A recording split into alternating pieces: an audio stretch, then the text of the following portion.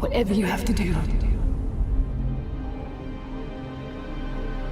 However long it takes. Promise me you'll find your way home.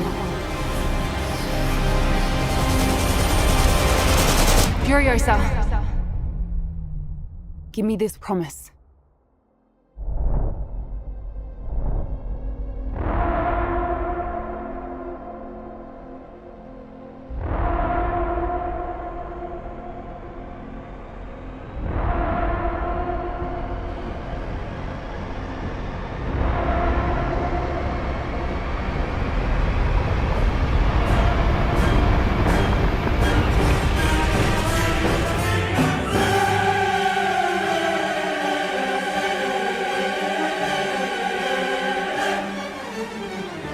Hey there movie buffs, and welcome to the latest review of a recent release. This time around I'll be covering the 5th installment in the Mad Max saga, Furiosa. It's been 9 years since we last had a Mad Max movie, and that's mainly due to the ongoing legal battle over a salary dispute between franchise creator, director George Miller, and the studio Warner Brothers. The dispute was finally solved in March 2020, just before COVID, and the production started in May 2022. Miller had announced his plans for a prequel roughly at the same time as Fury Road was picked up by Warner, whilst fans eagerly awaited the still pending sequel, Mad Max Wasteland. Since Fury Road debuted in May 2015, the series received a reappraisal. The movie performed modestly at the box office but was hailed by critics and fans alike, and ended up earning 10 Academy Award nominations, including Best Director and Best Picture. The following 9 years found the title being elevated as one of the best action films ever made, which resulted in sky-high expectations for Furiosa. That's bait. Furiosa's plot starts years after a global catastrophe turned Australia into a radioactive wasteland. The green place of many mothers remains an oasis where fresh water and agriculture exist in abundance. It is there where we meet Furiosa. After trying to sabotage the vehicles belonging to the biker horde led by warlord Dementus, she is kidnapped. She ends up at a Citadel, where she becomes embroiled in the power struggle between Dementus and the tyrannical Immortan Joe. Dementus is unable to overtake Immortan Joe and his fanatical army, the War Boys. The villain then proceeds to capture Gastown, an oil refinery that supplies the Citadel. During the peace talks, he trades Furiosa for legitimate sovereignty. During her time at the Citadel, Furiosa rises through the ranks whilst plotting her escape. She forms a bond with Praetorian Jack, and together they plan to flee. As the temporary peace begins to crumble, Furiosa is forced to balance her hatred for Dementus, her thirst for revenge, her own mission to return to the green place of many mothers, and her role in shaping the future of the wasteland. Now, before I share with you my thoughts on the movie, I'd like to tell you a bit about my views on the overall franchise. During 45 years, starting in 1979, George Miller managed to do the unthinkable. Deliver 4 movies around the same lead character that are uniquely distinct. From the Ozploitation grindhouse low-budget entry that started it all, Mad Max, the Evil Dead 2-like sequel that set the franchise's mood, Mad Max 2, The Road Warrior, the influential Hollywood-friendly blockbuster, Mad Max Beyond Thunderdome, and the prequel/sequel juggernaut that took the world by surprise and injected new life to the series, Mad Max Fury Road. In the process, Miller embarked on a world-building exercise that creatively matches what George Lucas did with Star Wars and far surpasses James Cameron's efforts in Pandora.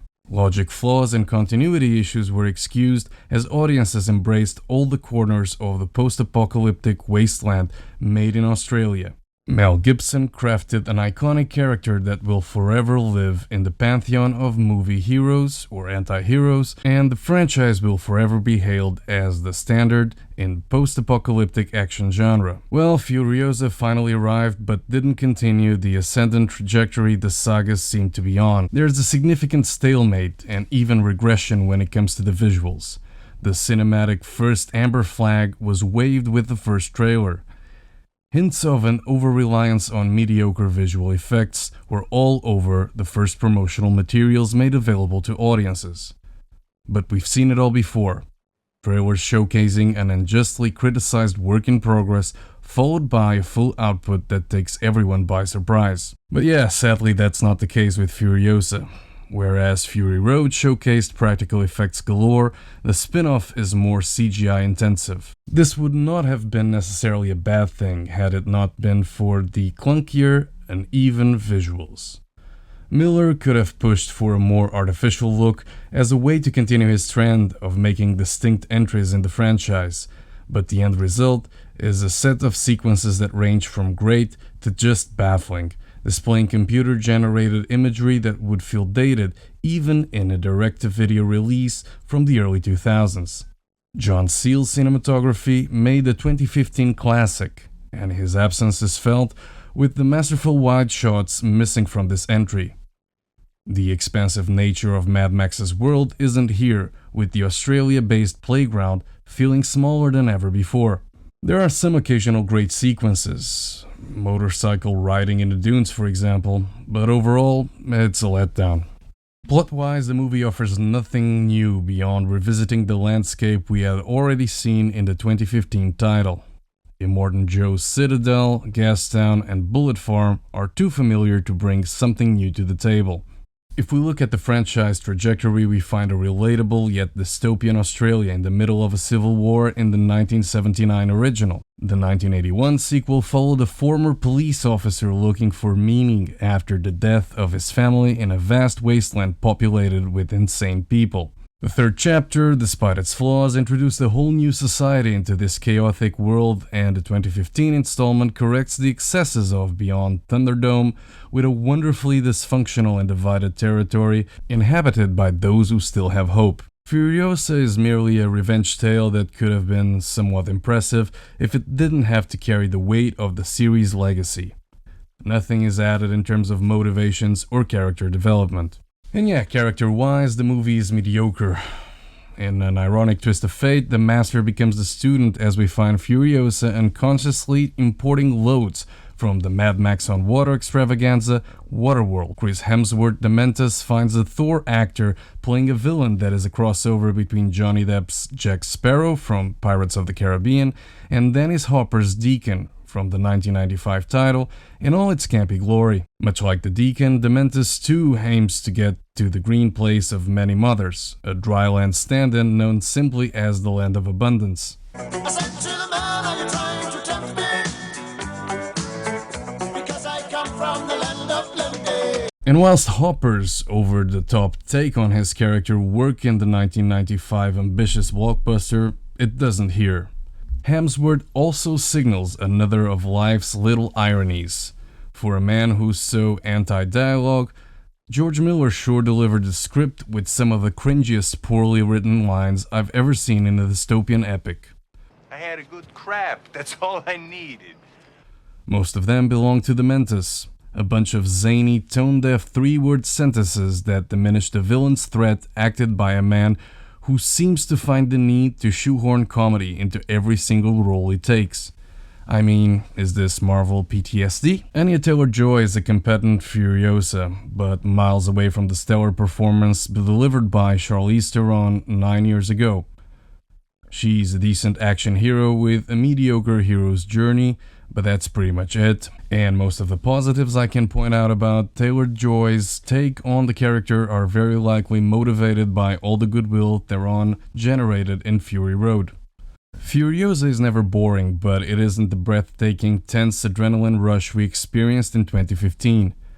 This means we, the audience, have more time to think and process the plot holes and inconsistencies present in the title.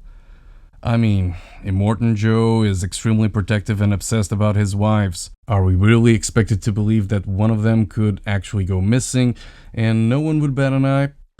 This is the kind of things you notice when you are allowed to think during a mediocre action movie. The movie is at its best when it channels the predecessor, but that's not what the series is all about. There are only so many chases, scenes featuring bikes in dunes and flying machines you can endure before wishing you were watching something else.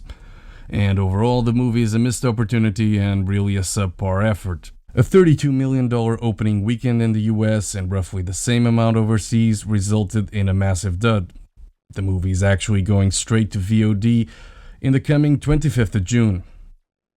Add to that Warner Brothers' precarious position, and you can almost be sure that this is the last Mad Max movie we will ever see. Audiences didn't prevent Fury Road from breaking even at the box office, and they certainly won't save Furiosa. I seem to recall, back in 2015, an acquaintance stating that Fury Road was mediocre and dull. Mind you, this is the same person who thinks that the Fast and Furious franchise has been robbed of multiple Oscars over the years. Whilst not significant, Furiosa seems to be an effort that is dangerously aligned with modern-day Hollywood and the current blockbuster formula. When the likes of Netflix spend $300 million to deliver effects-filled eyesores directly to your phone, you would expect the majors to strike back with epics guided by differentiation, not more of the same. But if this is the strategy the majors are taking, we are certainly bound to find ourselves in a cinematic wasteland.